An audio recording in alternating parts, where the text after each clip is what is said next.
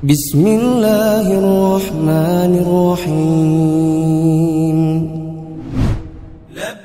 Assalamualaikum warahmatullahi wabarakatuh. Selamat datang di dokumentasi perjalanan umroh yang bagi saya salah satu yang paling berkesan, yaitu umroh Ramadan 1440 Hijriah. Diawali dengan senyuman, ditengahi dengan kekagetan, diakhiri dengan kenikmatan serta tangisan perpisahan. Kami awali perjalanan ini dengan pelatihan manasik umroh terlebih dahulu, dan sebagaimana biasa dilaksanakan di Manasik Center yang ada di Plaza Balikpapan.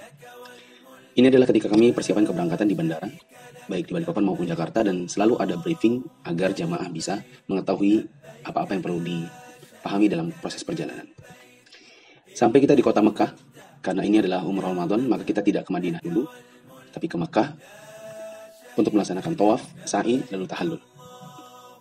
Di malam pertama ada kekagetan yang tidak bisa saya ceritakan kecuali nanti mungkin di belakang.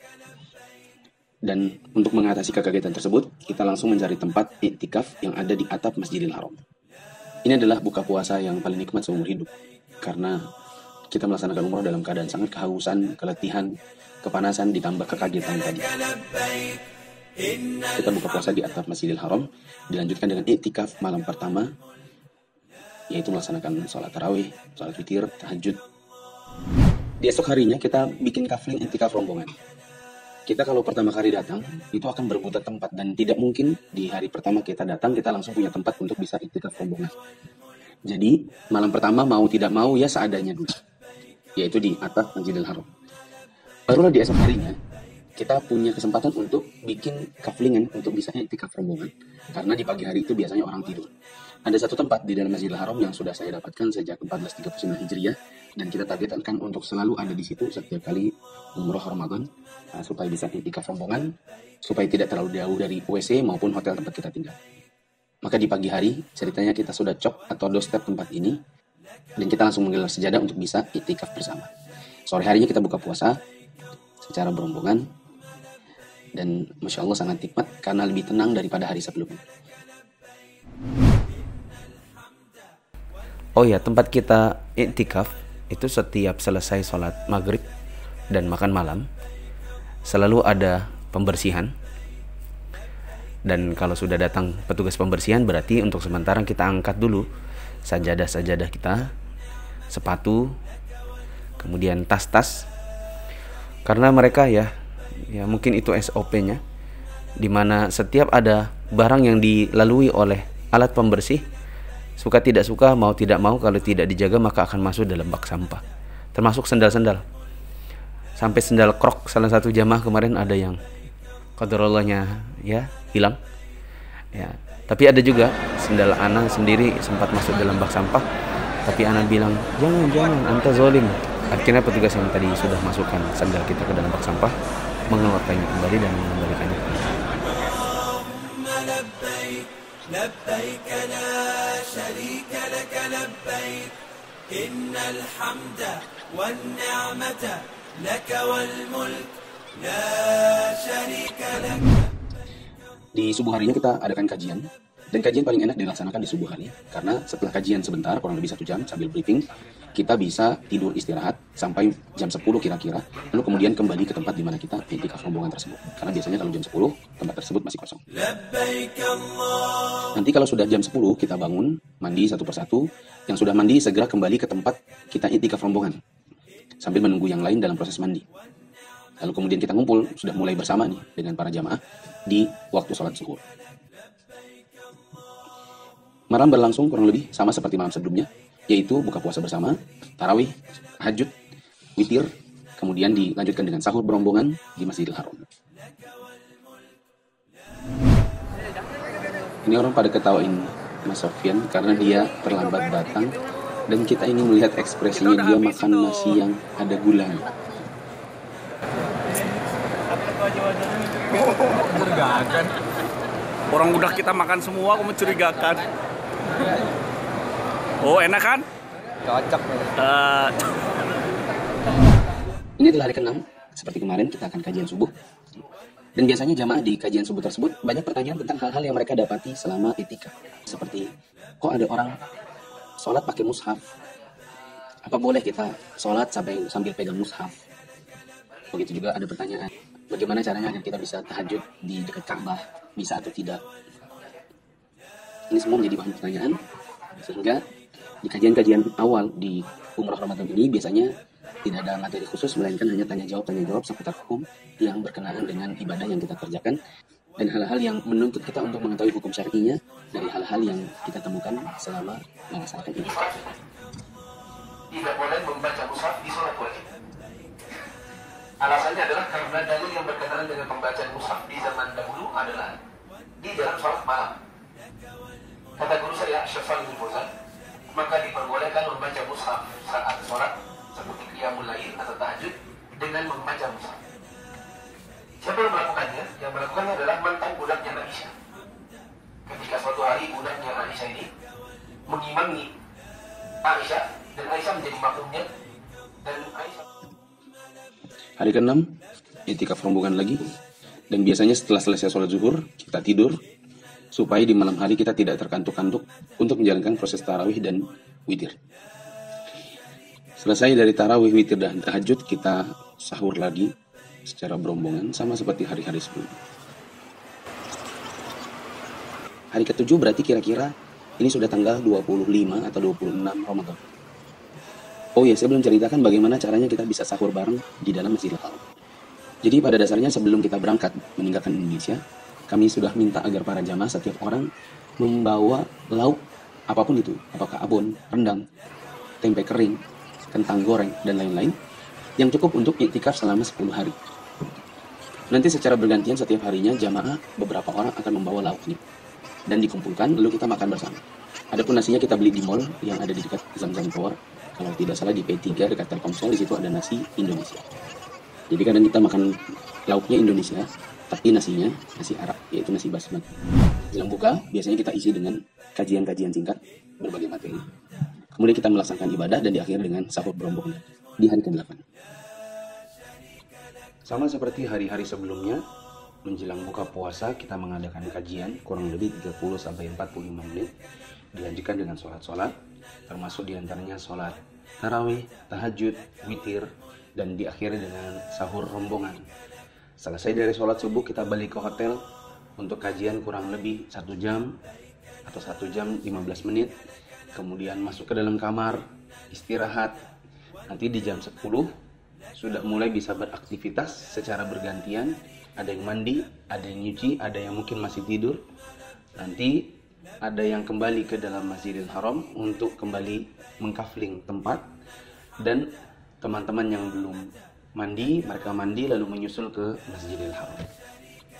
Oh ya, ada satu tips yang mungkin perlu kami sampaikan untuk diketahui oleh para jamaah Umrah Ramadan di tahun-tahun berikutnya.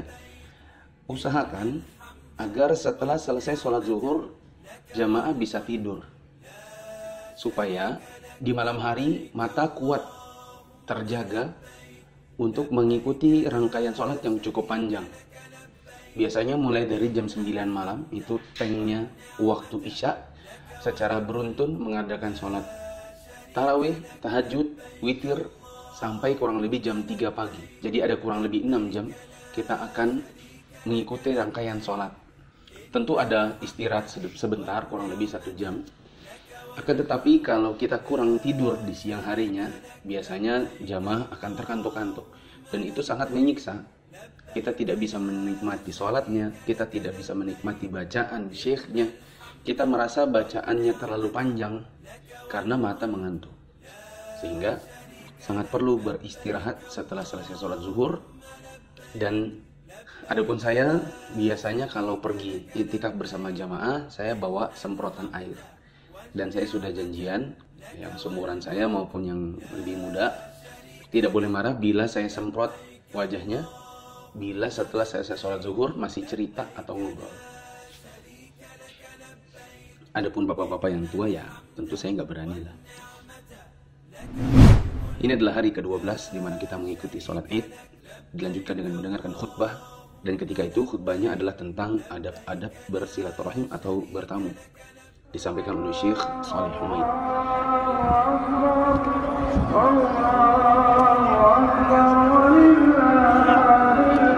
Setelah selesai sholat Id, kita kembali ke dalam hotel untuk ikut sarapan. Setelah selesai sarapan, kita langsung kajian. Kajiannya adalah review atau meringkaskan apa yang tadi disampaikan oleh Syekh Humaid di dalam khutbah beliau. Ada keluarganya mau datang, kita tanya siapa yang mau datang? Oh, dari mana mereka datang? Berapa lama aja mereka datang? Kasih makan apa nanti kalau mereka datang? Kita tuh di situ menjadi orang kan, ngurusin urusan rumah. Kan kadang-kadang gitu ya, tamu ikut juga urusan yang di dalam rumahnya orang. Ini kenapa karpetnya ini kayak nggak dicuci gini? Kenapa beda semua warnanya ini? Kenapa? Ini apa ini top plastiknya? Ya ampun kombuan ini kenapa? Kok gini ini apa? Begitu. Toples bagus-bagus isinya lebih gede. Ada aja yang diurusin semua. Jaga pandangan. Seperti misalnya kalau melihat isi rumahnya, toplesnya, gambar-gambarnya, ya, menambah pandangan seperti ini. Karena bisa jadi membuat si tuan rumah itu tidak nyaman. Kalau dia kaya, dan memang banyak yang menarik untuk dilihat, mungkin dia akan jadi membanggakan diri. Nah, lihat aja terus, tahu isi rumahku. Kan? Kalau isinya kurang menarik, mungkin dia akan merasa kita menghina. Dengan begini, menambah pandangan seperti ini, akan mungkin dia membuat dia risih. Jangan campur baur dengan yang bukan mahal. Maka yang benar Bapak Ibu, yang benar, bila Bapak Ibu menerima tamu, maka istri Bapak duduk sama istrinya, kita sama suaminya. Jangan berempat di situ. Kenapa? Istri kita melihat suaminya, kita lihat istrinya. Kalau mungkin usia-usia sudah tua, mungkin orang bilang, ah sudah tua, gitu kan? Tapi yang muda-muda, apalagi di sini dominasinya muda. Meskipun punya anak, tapi masih muda. Melihat istrinya Fulan, lebih cantik dari istrinya. Pulang si Fulana, pulang mereka, suami dan istri yang cantik kan. Si istrinya juga, itu memang mereka tuh orangnya mesra. Mereka tuh kalau, si suaminya itu kalau pergi kemana-mana, istrinya pasti dicium. Gak kayak api. Tapi gak iri kan? Ya iri juga, tapi aku gak kenal istrinya. Maksudnya? Nyambung aja. Duduk sesuai dengan tempat yang disediakan. Duduk sesuai dengan tempat yang disediakan. Misalnya kita masuk pintunya, kemudian dibilang silakan. Di mana yang dia tunjuk berarti itu yang disediakan, maka duduklah di sana. Jangan bisa kasih di situ aja. Apalagi ada kalau di dalam tempat tadi, biar kita lebih enak di dalam. Mungkin kalau di dalam bisa nambah-nambah contohnya. Ini tidak tahu ini namanya. Duduk di mana dia sediakan. Kalau seandainya dia tak punya sofa, adanya lempel di bawah, maka jangan ada ke sofanya. Di mana dia sediakan duduklah di sini. Ke 14. Masuk dan keluar dengan adab. Masuk dan keluar dengan adab. Apa itu? Salam. Masuk dan dengan salam. Assalamualaikum. Keluarlah dengan salam. Assalamualaikum. Waktu datang, wajah jangan langsung ke dalam. Maksudnya jangan intip ke dalam. Seperti misalnya, waktu kita datang, Assalamualaikum, kita hadap sana dulu. Jangan Assalamualaikum. Cil. Di tanggal 2 Syawal kita adakan City Tour. Ini yang kita banyak tunggu-tunggu. Kita pergi ke Arafah, Mina, Musdalifah, dan ke peternakan unta. Namun kata Allah karena City Tournya dilaksanakan di tanggal 2 Syawal, jadi panas Ramadan masih sangat terasa. Kita pun tidak bisa terlalu lama di tempat-tempat kita berziarah. Dan kalau tidak salah ingat sampai di tempat unta, ternyata untanya nggak ada. Karena sepertinya penggembalanya sedang liburan Syawal. Di hari berikutnya kita berangkat ke kota Madinah. Qadarullah ketika itu sempat pecah ban dan kita harus ganti bis. Dan salutnya teman-teman tidak ada yang mau berpisah dan tetap mau satu bis. Padahal sudah ditawarkan kalau mau yang lanjut usia bisa duluan supaya cepat beristirahat di dalam hotel di Madinah. Tapi alhamdulillah semuanya mau bersama. Dan ini menunjukkan bahwa itikaf rombongan kita ketika itu benar-benar bisa mengikat para jamaah hati ke hati sehingga mau terus bersama kemana-mana.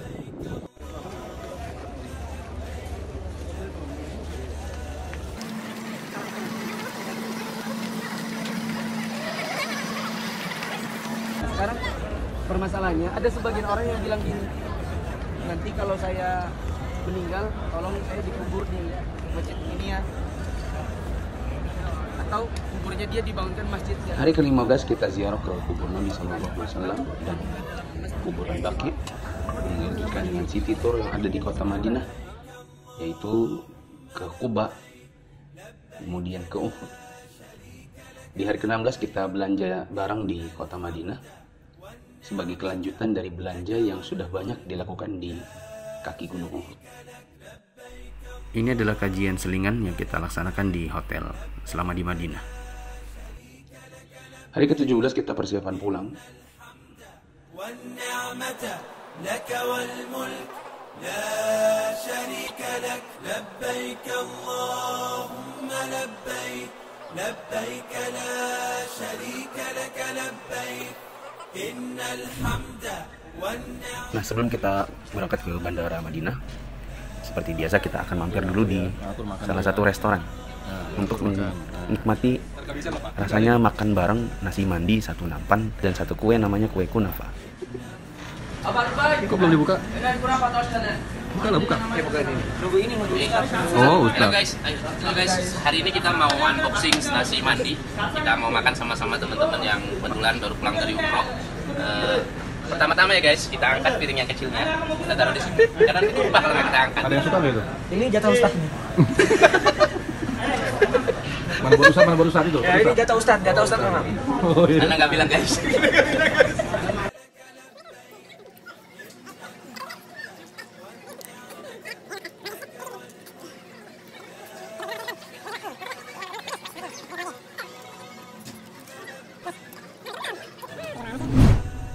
Ini di Bandara Madinah.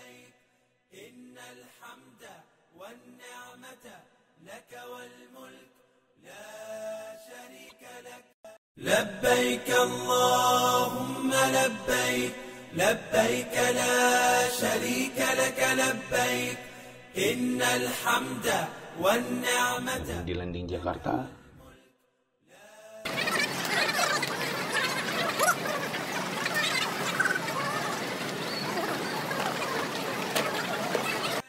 Kemudian kita perpisahan dengan jamaah yang ada di Jakarta. Taklim itu juga membuka wawasan kita tentang agama kita ya, tentang Islam. Jadi mungkin di tempat lain saya pikir juga butuh ada produk seperti ini gitu kan. Jadi ya alhamdulillah ya kan. Seperti saya ungkapkan di tulisan saya, ya ini namanya ibadah. Jadi tentu dengan harapan ketakwaan kita lebih dan lebih lanjut gitu kan. Kita laksanakan ajaran Islam ini dengan sekamah mungkin. Yang kedua, Bapak yang dirahmati Allah, saya selama membimbing Bapak Ibu 18 hari ini, saya yakin pasti banyak hal-hal yang kurang berkenan. Minta maaf gak cukup tanpa ada perbaikan. Insya Allah mungkin di antara perbaikan yang akan saya lakukan adalah review perjalanan khususnya Ramadan ini. Bila ada hal-hal yang tidak bisa diperbaiki, berarti seperti kata Mas Zulfan harus bikin travel sendiri. Yang kedua, review tidak ada lagi rute pulang dari Madinah untuk Ramadan. Yang ketiga, mewakili istri saya kepada ibu-ibu, bila di dalam pembimbingan istri saya mungkin ada hal-hal yang mungkin kurang, saya mohon maaf. Ini yang bisa saya arahkan istri saya untuk diarahkan kembali kepada ibu-ibu. Kemudian Bapak, Ibu yang dirahmati Allah, saya sangat berterima kasih. Tadi kalau katanya sangat puas dengan pembimbingan, kemudian diarahkan dan lain-lain, sebenarnya itu juga bensinnya dari Bapak Ibu sendiri. Artinya kalau jamaah itu sendiri susah diatur, saya pun akan kesusahan sebenarnya. Tapi karena jamaahnya yang pertama bisa diatur, dua memang mayoritas saya lihat sudah belajar agama. Yang ketiga, jamaah ini mau kerjasama, terutama di dalam sahur kan mau dibuat tiket, khususnya yang muda-muda. Bahkan ada yang mau rela buat ibu-ibu membantu. Tentu itu semua kalau nggak ada teman-teman, saya pun akan tidak akan semaksimal mungkin bisa membimbing di dalam perjalanan ini. Ini saja Bapak Ibu. Untuk yang salaman, Balikpapan nanti saja dengan Balikpapannya, khususnya yang masih akan berjalan bersama saya 20 orang. Kita bersalaman yang mungkin akan bisa Jakarta, Jogja, Batam dan Grogot. Ibu-ibu, ini ibu-ibu, dengan Bapak. Assalamualaikum warahmatullahi wabarakatuh. Hari ke-18 kita landing di kota Balikpapan dan disitulah pecah tangisnya.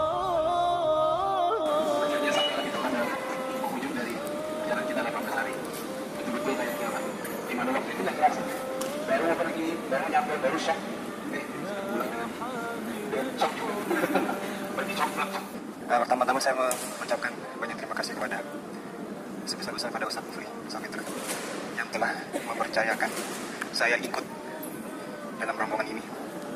Saya bersyukur, alhamdulillah, ini adalah kali pertama saya umroh dan tidak disangka-sangka saya bisa berangkat bersama istri dan ibu mertua saya. Memang suatu karunia dari Allah Subhanahu wa Ta'ala. Yang kedua, saya juga mengucapkan terima kasih pada saudara-saudara saya yang baru dan seumur hidup tidak akan saya lupakan. Para ikhwan dan para akhwat yang selama 18 hari ini perjalanan kita sangat sungguh berkesan. Seperti disampaikan tadi Mas Ghazali, semua kendala, semua permasalahan yang kita hadapi tidak terasa berat. Saya merasa tidak merasa berat sama sekali, karena ikhlas, karena ridha, karena hanya ingin mendapatkan rahmat dari Allah. Jadi perjalanan selama ini tidak terasa berat. Adapun kendala-kendala yang kita hadapi selama ini, saya anggap sebagai penambah pahala kita dan penggugur dosa kita, insyaallah. Dan saya berharap ini bukan kali pertama saya dan terakhir, tapi akan menjadi awal perjalanan yang haji atau umrah yang akan selanjutnya. Dan semoga bisa bersama-sama dengan Ustadz dan teman-teman lagi di lain waktu. Saya memohon maaf atas nama pribadi, atas nama keluarga, kepada teman-teman apabila ada kata, sikap dan perilaku saya sama keluarga pada teman-teman selama perjalanan. Semoga ibadah kita diterima Allah Subhanahu wa taala. Akhir kata, assalamualaikum warahmatullahi wabarakatuh. Untuk pertama kali saya melaksanakan umroh ini, saya merasa terharu, merasa bahagia, merasa bisa berkumpul dengan rekan yang baru, saudara-saudara saya yang baru. Saya tidak sanggup untuk bicara ya dari hati saya yang paling dalam, karena saya merasa betul bahagia sama sekali. Saya juga mohon maaf mungkin kalau ada kekurangan dan kesalahan saya kepada saudara-saudara saya atau rekan-rekan saya mohon maaf dalam-dalamnya. Dan kepada Ustadz saya banyak terima kasih, dikasih bimbingan yang betul-betul baru buat saya, bisa menambah ilmu buat saya. Insya Allah mudah-mudahan kalau memang ada umur, ada rezeki, ada kesehatan, mudah-mudahan bisa terlaksana lagi bersama-sama Ustadz. Ya mungkin itu aja yang bisa saya sampaikan. Sekali lagi saya ucapkan minta maaf dan assalamualaikum warahmatullahi wabarakatuh. Waalaikumsalam. Bapak Ibu yang dirahmati Allah, kalau ada kesalahan saya minta maaf. Bila ada perbuatan saya atau kata-kata saya yang mungkin tidak berkenan, udah ratusan orang lewat bersama saya, tapi saya belum pernah nangis. Ya hamil al-Quran, ya hamil al-Quran, ya hamil al-Quran.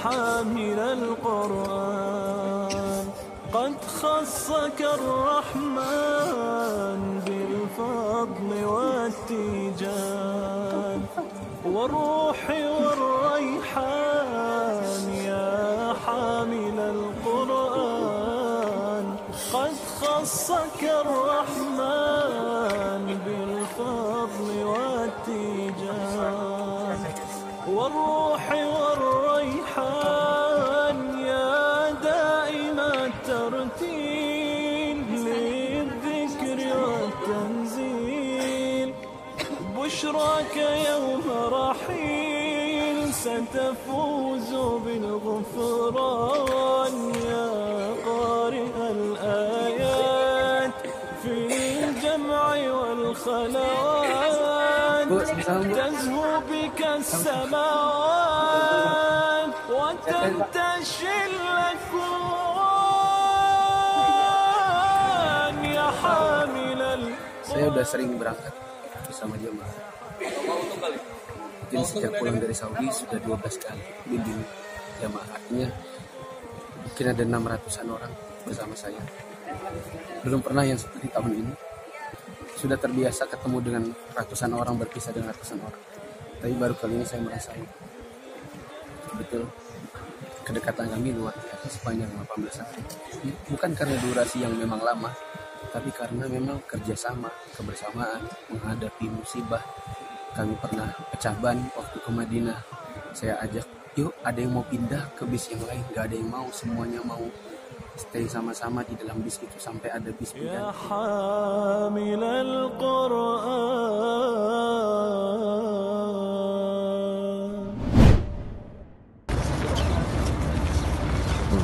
Jalanan menuju hotel setelah sholat subuh tadi. Ini sekali. Ini sekali. Dekat sekali sama masjid. Dialog antara Ustadz Agus melawan siapa ini?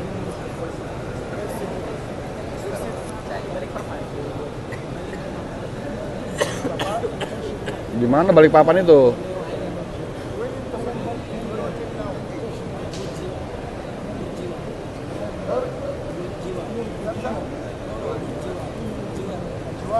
Acuan ada.